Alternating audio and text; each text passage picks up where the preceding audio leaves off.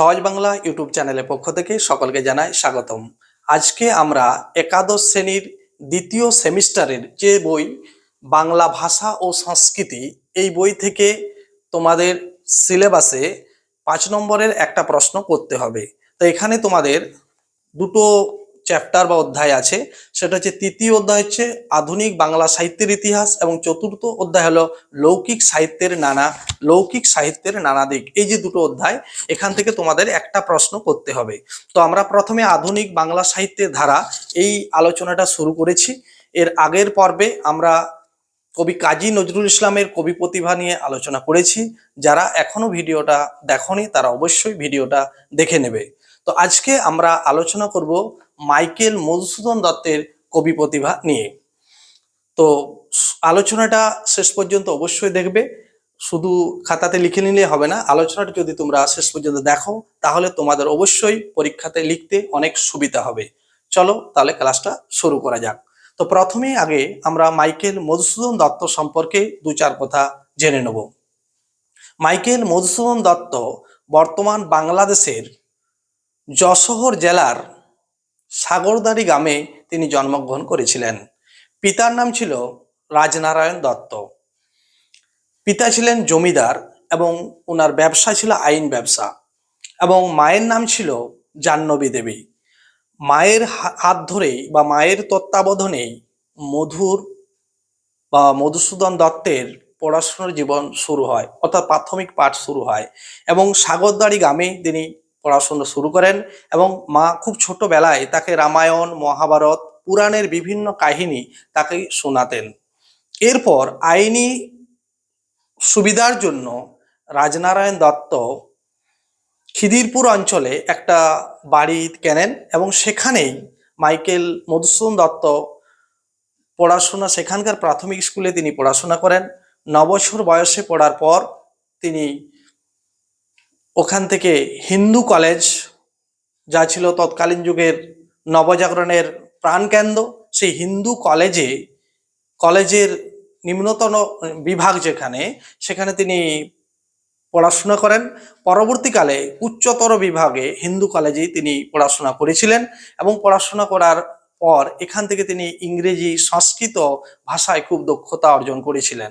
এবং তিনি তারপর এখান থেকে তিনি বিদেশ, এবং এখানে একটা কথা বলে রাখে, তিনি দ্বিতীয় বর্ষে যখন হিন্দু কলেজে পড়াশোনা করছিলেন, স্ত্রী বিষয়ক একটা প্রবন্ধ রচনা করে তিনি পুরস্কার, স্বর্ণপদক পেয়েছিলেন। তার পরবর্তীকালে তিনি বিদেশি কবি বায়রন, শেলি, ওয়ার্ডসওয়ার্থ এনাদের মতো বিখ্যাত কবি হওয়ার আশায় তিনি বিদেশ বিভুঁইয়ে পাড়ি দিয়েছিলেন। এবং সেই সময় তিনি ধর্মান্তরিত হয়েছিলেন, অর্থাৎ খ্রিস্টান ধর্ম তিনি গ্রহণ করেছিলেন।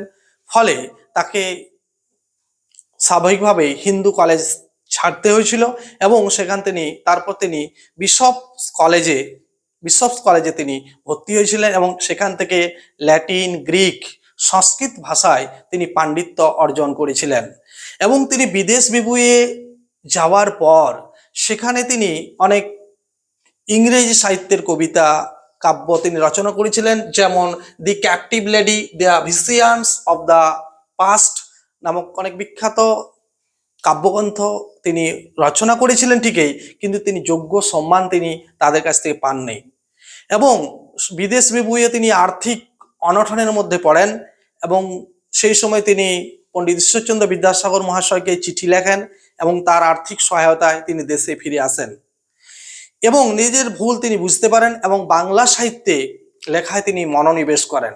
এই সময় 1858 সালে বেলগাছিয়া নাট্যশালায় তিনি একবার নাটক দেখতে গিয়েছিলেন এবং রামনারায়ণ তর্করত্নের অনুদিত সেই নাটক দেখার পর তিনি অলিকোর নাট্য মঞ্চে মজ্জামান জেনে বাংলার মানুষ তিনি নাটক লেখায় মনোনিবেশ করেছিলেন এবং 1859 সালে বন্ধুদের সাথে তিনি বাজি ধরে নাটক লিখলেন, সেটি হলো শর্মিষ্ঠা।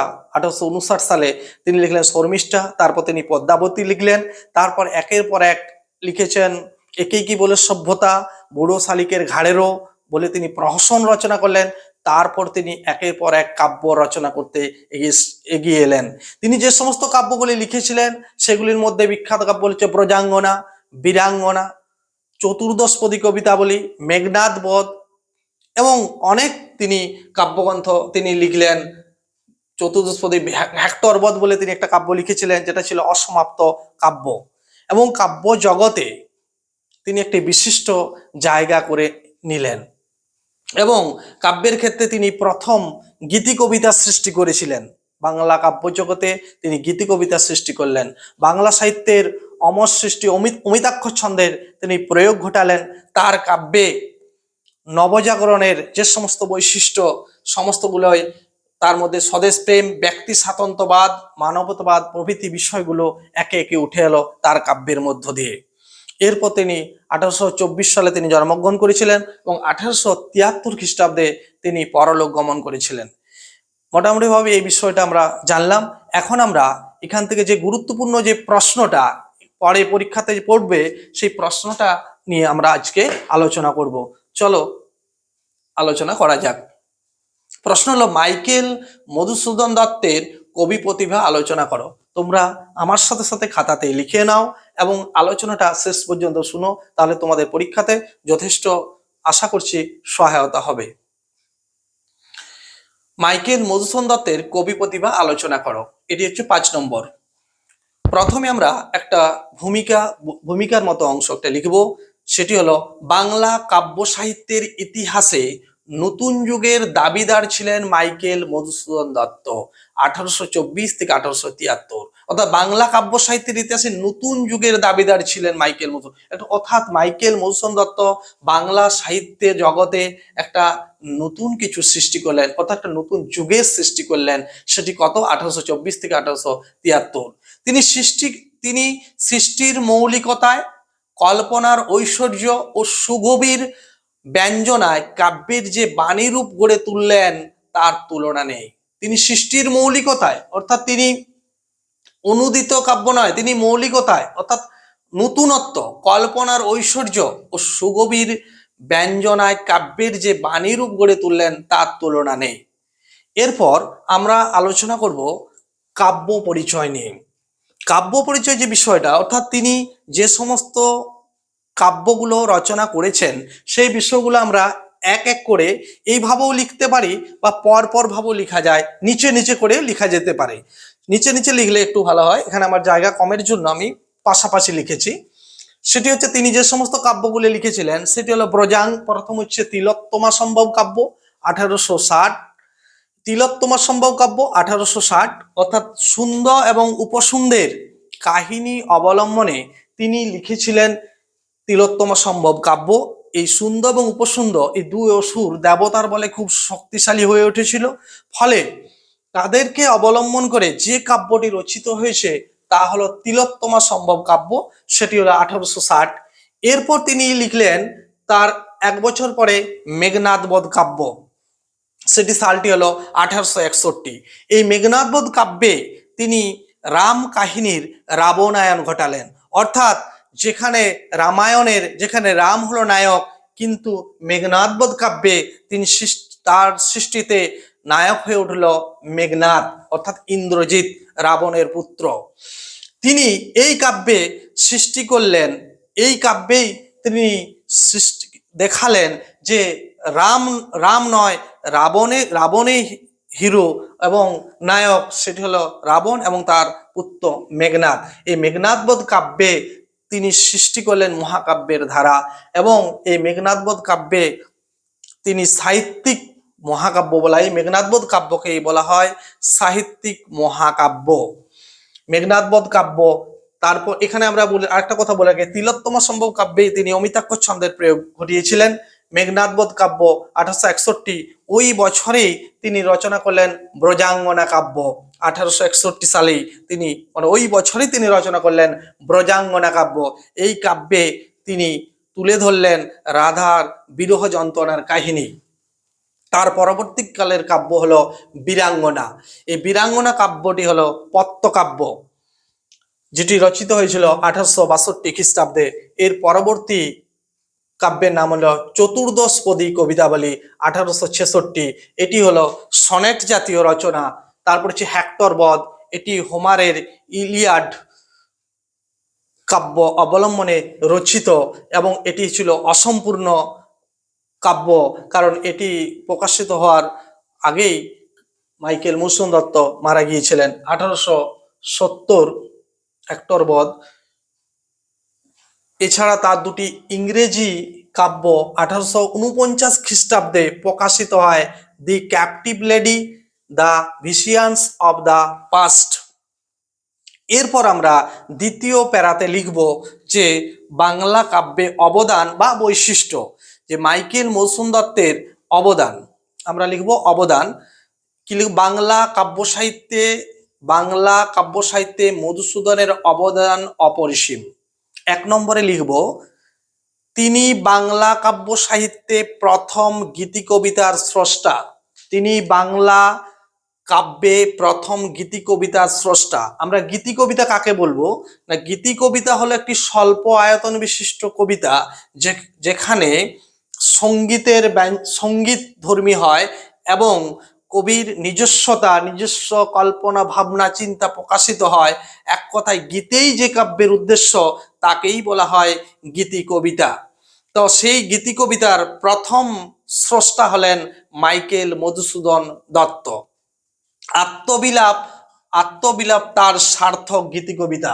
আত্মবিলাপ হলো তার সার্থক গীতি কবিতা। এটি হলো 1 নম্বর বৈশিষ্ট্য। আমরা 2 নম্বর বৈশিষ্ট্যতে লিখব বাংলা সাহিত্যে তিনি প্রথম অমিতাক্ষর ছন্দের প্রবর্তন করেন। তাহলে বাংলা সাহিত্যে তিনি প্রথম অমিতাক্ষর ছন্দের প্রবর্তন করেন। মাইকেল মধুসূদন দত্ত প্রথম অমিতাক্ষর ছন্দের প্রবর্তন করেন। 3 নম্বরে আমরা লিখব তার কাব্য সাহিত্যে স্বদেশ প্রেম অর্থাৎ দেশের প্রতি ভালোবাসা, ব্যক্তি স্বাতন্ত্র্যবাদ, মানবতাবাদ প্রভৃতি নবজাগরণের বৈশিষ্ট্যগুলো দেখা যায়। 3 নম্বরে আমরা লিখব তার কাব্য সাহিত্যে স্বদেশ প্রেম, ব্যক্তি স্বাতন্ত্র্যবাদ, মানবতাবাদ প্রভৃতি নবজাগরণের বৈশিষ্ট্যগুলো দেখা যায়। এর আগে মধ্যযুগের কাব্য সাহিত্যে ছিল দেবত্ববাদ অর্থাৎ দেববাদ, দেবতার জায়গায় তিনি বসালেন মানবতাবাদকে। এরপর আমরা 4র্থ পয়েন্টে আমরা লিখব তিনি বাংলা কাব্যে সচেতনভাবে প্রাচ্য ও পাশ্চাত্যের আঙ্গিকের সমন্বয় সাধন করেছেন। অর্থাৎ তিনি বাংলা কাব্যে সচেতনভাবে প্রাচ্য অর্থাৎ আমাদের দেশীয় সংস্কৃতি রামায়ণ মহাভারতের সাথে পাশ্চাত্যের অর্থাৎ বিদেশি যে সমস্ত ইউরোপিয়ান সাহিত্য, সেই সাহিত্যের মেলবন্ধ আঙ্গিকের অর্থাৎ স্টাইলের সমন্বয় সাধন করেছেন, অর্থাৎ মিলিয়ে মিশিয়ে দিয়েছেন। এবারে সর্বশেষে আমরা লিখব উপসংহার, একটা বুলেট চিহ্ন ইউজ করে আমরা লিখব সুতরাং মধুপ্রতিবার পরশমণির স্পর্শে বাংলা কাব্য সাহিত্য আধুনিকতার স্থায়ী ঠিকানা পেল। তিনি সৃষ্টি করলেন মহাকাব্যের ধারা, নিজের প্রতিভা বলে গড়ে তুললেন কৃত্রিম ক্লাসিক যুগ। এটা আমরা উপসংহারের মধ্যে লিখব। তো এইভাবে যদি একটা প্রশ্নকে রেডি করা যায় তাহলে অবশ্যই আশা করছি 5-এর 5 যে তোমাদের নাম্বার বরাদ্দ আছে এখান থেকে কিন্তু 5-এর 5ই পাওয়া যাবে। তাহলে যদি তোমাদের এই আলোচনাটা ভালো লেগে থাকে তাহলে অবশ্যই বন্ধুদের মধ্যে একটু বেশি বেশি শেয়ার করে দেবে, এবং যদি তোমার আলোচনাটা ভালো লাগে, সত্যিই ভালো লাগে থাকে, তাহলে অবশ্যই কমেন্ট সেকশনে উল্লেখ করবে কেমন লাগলো ভিডিওটা। এবং আমি ধাপে ধাপে তোমাদের এই সাহিত্যের ইতিহাসের যে সমস্ত গুরুত্বপূর্ণ প্রশ্নগুলো আছে আমি সমস্তগুলোই আলোচনা করে দেবো এবং উত্তর সমেত আলোচনা করে দেবো। তোমরা সকলে ভালো থাকবে, ভালো করে পড়াশোনা করো। ধন্যবাদ।